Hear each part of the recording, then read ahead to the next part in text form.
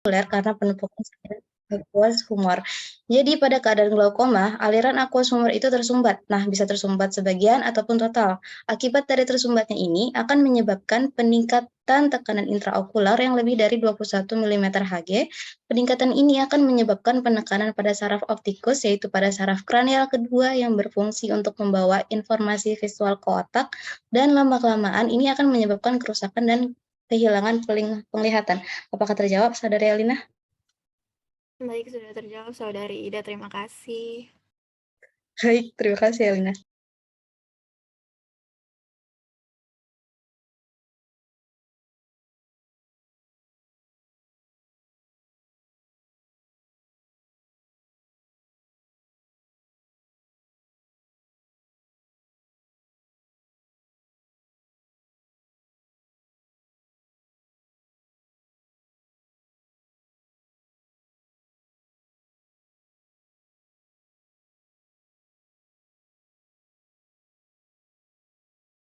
Ya, baik. Terima kasih kelompok atas jawabannya. Mungkin dilanjut ke sesi pertanyaan yang berikutnya dari Angela, dipersilakan.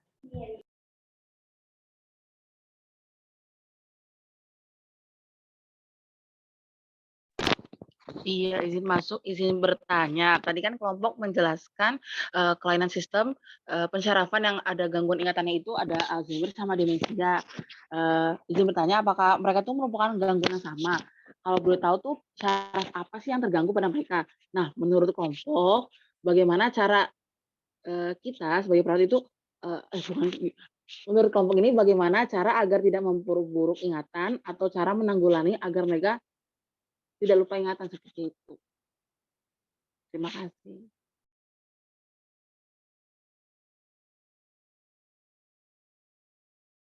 Iya, baik. Terima kasih, Angel.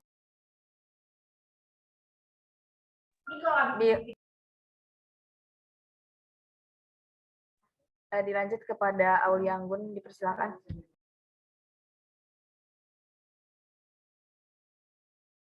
Baik, izin masuk moderator, izin bertanya, apakah perkataan bahwa seseorang sering menggunakan kacamata minus, silinder, ataupun plus ini malah menyebabkan penggunanya memperparah kondisi matanya ya?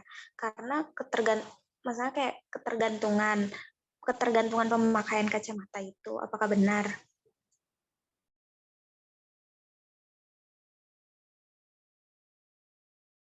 Ya, terima kasih Anggun atas pertanyaannya. Dilanjut kepada Galih, dipersilakan. Baik, Mat, apakah suara saya sudah terdengar? Baik, di kasus buta warna ada pengidap yang mengalami buta warna sejak lahir. Yang ingin saya tanyakan adalah kenapa seseorang ini bisa mengidap buta warna sejak lahir? Apakah karena ada gen bawaan dari orang tua atau karena ada faktor lain seperti adanya kelainan saat pertumbuhan janin? Terima kasih.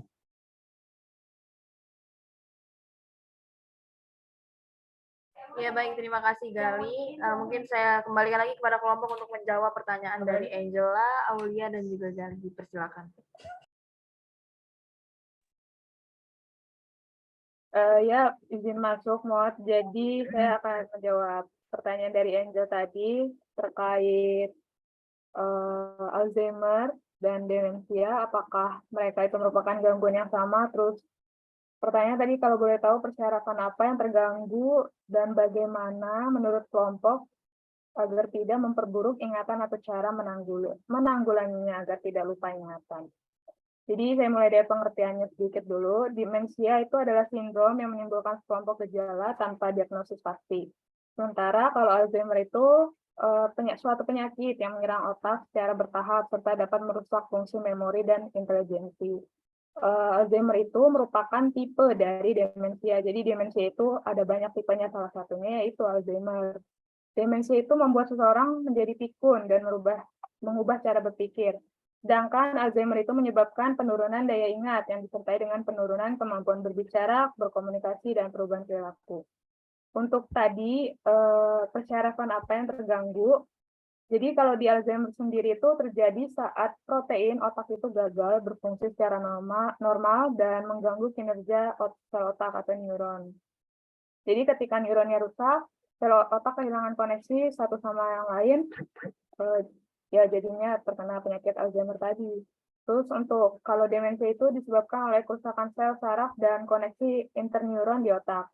Untuk pencegahannya itu bisa melakukan olahraga secara rutin, lalu perbanyak kegiatan mengasah otak, terus menerapkan pola makan sehat, istirahat yang cukup, terus jangan lupa bersosialisasi, kelola stres, dan rutin check-up kesehatan. Apakah sudah menjawab, Angel? Izin menjawab, terima kasih Jessica, sudah terjawab.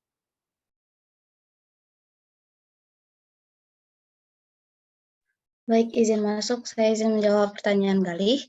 Jadi, buta warna itu merupakan kelainan warisan atau genetika yang diturunkan dari orang tua kepada anaknya. Kelainan ini sering juga disebut sex-linked karena kelainan ini dibawa oleh kromosom X. Artinya, kromosom Y tidak membawa faktor buta warna. Jadi, buta warna terjadi karena pewarisan sifat. Bisa dimisalkan salah satu contohnya yaitu jika ayahnya buta warna dan ibunya normal, maka akan memiliki anak perempuan yang bersifat carrier dan anak laki-lakinya yang tidak membawa gen buta warna ayahnya. Apakah jelas sekali? Baik, terima kasih Ida atas jawabannya, sudah cukup jelas. Oke, baik. Terima kasih. Baik, izin masuk. Saya akan menjawab pertanyaan dari Anggun tentang penggunaan kacamata. Jadi penggunaan kacamata itu kan untuk mempermudah penglihatan ya bagi penderita mata minus, plus, dan silinder. Jadi penggunaan kacamata minus dan silinder itu nggak akan memperparah kondisi mata. Kalaupun iya, penggunaan kacamata tidak akan menjadi terapi utama yang dianjurkan dokter spesialis mata. Namun, pemakaian permanen kacamata plus memiliki efek samping berupa kaburnya pandangan jarak jauh. Apakah terjawab, Anggun? Baik, terjawab Endah. Terima kasih. Iya, Anggun, sama-sama.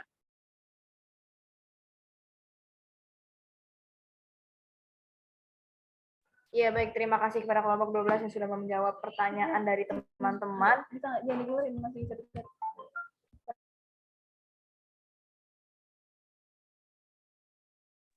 Iya.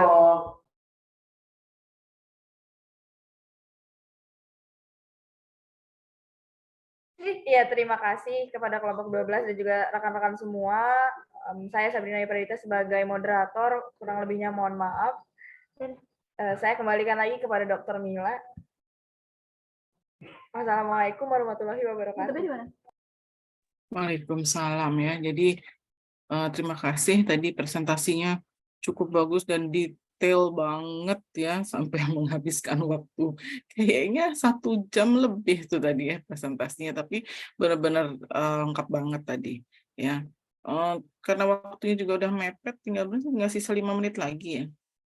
Ada nggak yang mau ditanyain deh dari semuanya itu yang menurut kamu belum jelas dari teman-temanmu, atau jawaban-jawaban tadi yang menurut kamu masih mau ditanyakan lagi, itu boleh kita tanya jawab aja lah. Nanti PowerPoint saya kasihin ke kamu.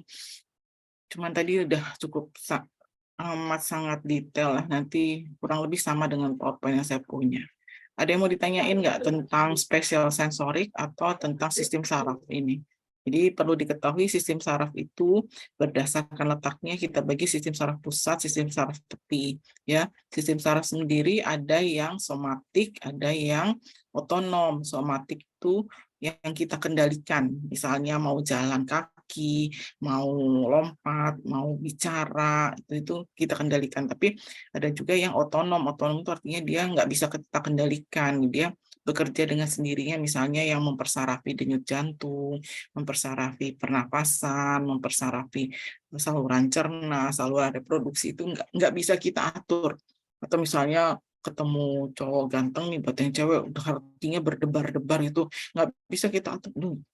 Jantung jangan jangan gitu-gitu amat nyapa, pelan-pelan aja berdenyut, nggak bisa kita atur ya. Itu namanya sistem saraf otonom. Otonom sendiri nanti ada 2, simpatis dan parasimpatis. Masing-masing mempersarafi setiap organ di tubuh kita.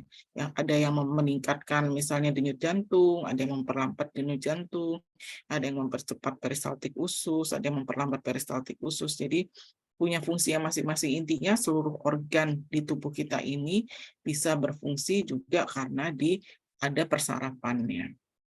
Nah, sedangkan untuk yang special sensorik system ini namanya juga sensorik ya, dia hanya merasakan gitu ya, menerima stimulus ya. Kalau mata ya fotoreseptor, artinya dia menerima stimulus berupa cahaya atau foto ya. Kalau ini pengecapan sama penghidu itu dia kemoreseptor. Jadi zat kimia. Jadi zat kimia, bau-bauan dan rasa-rasa yang kita kecap itu adalah zat kimia sebenarnya ya. Lalu kalau untuk suara atau pendengaran itu kita sebut mekanoreseptor karena yang jadi stimulusnya adalah gerakan atau gelombang suara. Ada yang mau ditanyakan nggak? Nanti kayaknya tak sempat nih, kalau waktunya juga udah habis, kalau saya dikuliahin banyak banget nih. Slide-nya kurang lebih hampir sama seperti kamu tadi presentasi. Jadi sepertinya kalau ada yang belum dipahami detail atau masih bingung apa? Ada yang mau ditanya nggak? Endah mungkin mau bertanya dengan kacamatanya itu. Maaf ya saya nggak buka ini kamera karena di sini sinyalnya jelek, saya sedang di luar kota. Ada yang mau ditanyakan ketua kelas gimana? Keisha, Nurlilis, Salsabila, Blukske, ada yang mau ditanyakan? Izin menjawab dok, mungkin untuk pertanyaan sudah tidak ada ya dok ya? Yaudah nanti saya share aja apa itu namanya tadi, PowerPoint-nya ya, baik special sensorik system sama sistem persarafan gitu ya. Jadi beneran nih nggak ada yang mau tanya nih. Ya sambil ngabuburit. Udah keburu pengen cari bukaan puasa ya kamu.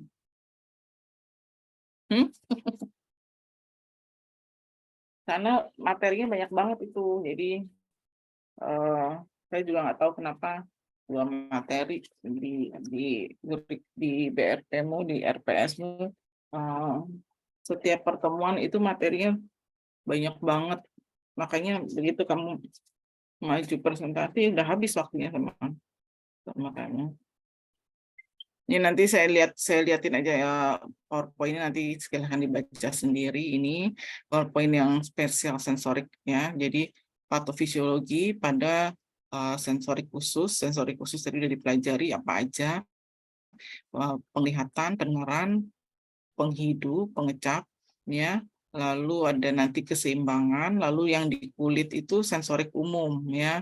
Jadi bisa merasakan panas, dingin, getar, tekan, nyeri, itu semua juga ada. Ini ada semua di sini slide-nya ya, ada semua. Terus nanti untuk yang atau fisiologi pada pada sistem saraf tuh ini ya. Jadi ini beberapa penyakit yang menyebabkan, intinya paling sering nih kalau sistem saraf ini yang nampak itu adalah pada organ otot rangka ya. Ini pada organ otot rangka banyak sekali penyakit-penyakit yang menyebabkan mulai dari kelemahan sampai kelumpuhan otot ya. Otot itu bisa di mana-mana ya, nggak cuma di tangan, di kaki, termasuk nih yang menggerakkan lidah kita, yang menggerakkan bola mata kita, bisa ngelirik kanan, kiri, atas, bawah ya, bisa bicara, itu semua pakai otot. Jadi nanti gejala-gejalanya macam-macam, ada yang gejalanya juling, ada yang gejalanya cadel, tidak bisa berbicara gitu ya, pelo, dan segala macam, atau gejala-gejala yang mempengaruhi gerakan tubuh kita. Coba, ntar mana sih?